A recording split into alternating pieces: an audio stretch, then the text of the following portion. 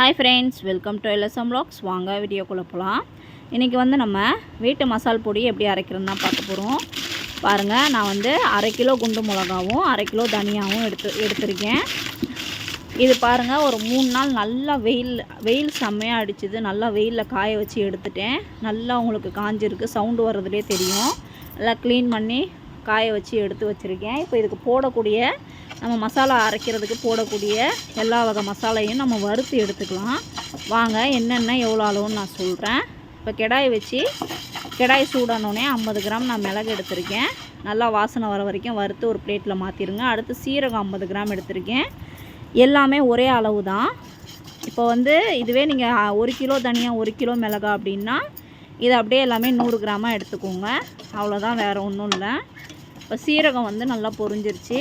சீரகத்தையும் இப்போ நம்ம தட்டில் மாற்றிக்கலாம்.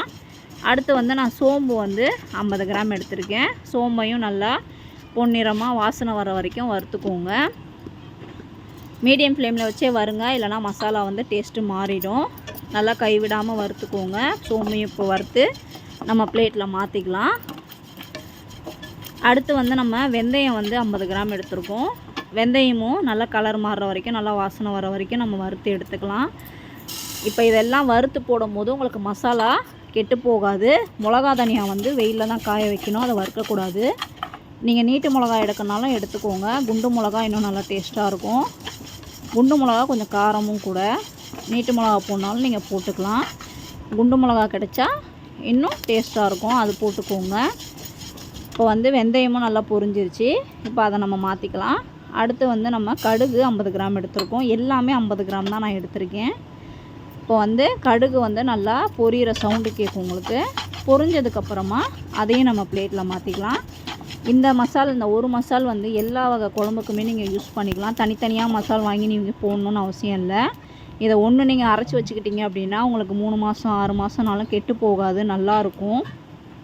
இப்போ கடுகு பொரிஞ்சிருச்சு, நம்ம மாற்றியாச்சு. அடுத்து துவரம்பருப்பு எடுத்துருக்கோம் 50 கிராமு. அதையும் நம்ம இப்போ பொன்னிறம் ஆகிற வரைக்கும் வறுத்துக்கலாம்.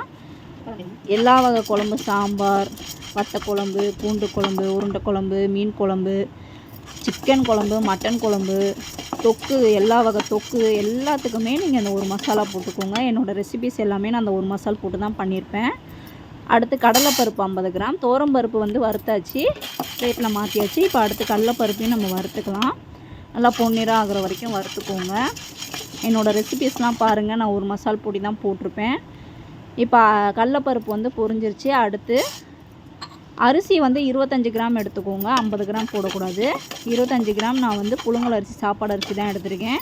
இதுவே 1 கிலோ தனியாக 1 கிலோ மிளகானா 50 கிராம் போட்டுக்கோங்க, கரெக்டாக இருக்கும். இப்போ அரிசி நல்லா பொரிஞ்சிருச்சு, அதையும் நம்ம பிளேட்டில் மாற்றிக்கலாம். அடுத்து விரலி மஞ்சளும் சுக்கும் வந்து கொஞ்சம் எடுத்துருக்கேன்.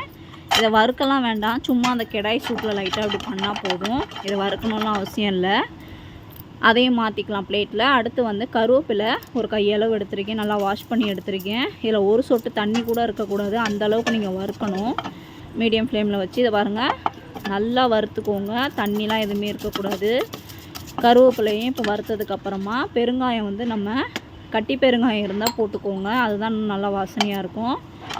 பிச்சு போட்டு நல்லா வறுத்துக்கோங்க. கட்டி பெருங்காயம் வறுத்து அதையும் பிளேட்டில் மாற்றி எல்லாமே நல்லா சூடு ஆறட்டும். எல்லாமே சூடு ஆறினதுக்கப்புறமா நம்ம மிஷினில் கொடுத்து அரைச்சிக்கலாம். பாருங்கள், மிளகா தனியெல்லாம் நல்லா வெயிலில் காஞ்சிருச்சு. எல்லாம் க்ளீன் பண்ணி வச்சாச்சு. இப்போ எல்லாத்தையும் ஒன்றா கொட்டி நம்ம மிஷினில் கொடுத்து அரைச்சிட்டு வர சொல்லிடலாம். சூப்பராக ரெடி ஆகிடுச்சு மசால் பொடி. எல்லாத்துக்குமே இந்த ஒரு மசால் பொடி போதும். நீங்களும் இந்த மெஷர்மெண்ட்டில் ட்ரை பண்ணி பாருங்கள், செம்ம டேஸ்ட்டாக இருக்கும் எல்லா வகை குழம்புமே.